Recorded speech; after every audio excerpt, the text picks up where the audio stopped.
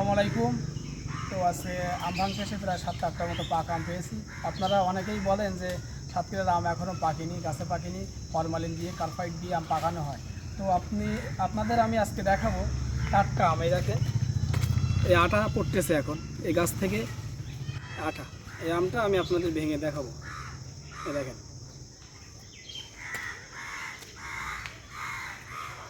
এই গাছ পাকা আম আজকে প্রায় 7-8টার মতো গাছ পাকা আম পেয়েছি। আর সব আম পোক্ত হয়ে গেছে। এই আমগুলো বাসায় রাখলে একদিনে পেকে যাচ্ছে। দেখেন কি স্বাদ, তবে 100% ফরমালিন মুক্ত আম এটা। আর এই আমটা যদি নিতে চান অবশ্যই আমাদের সাথে যোগাযোগ করবেন। আমরা এই আমগুলো পাইকারিতে দিচ্ছি 55 টাকা, শুধুমাত্র 55 টাকা।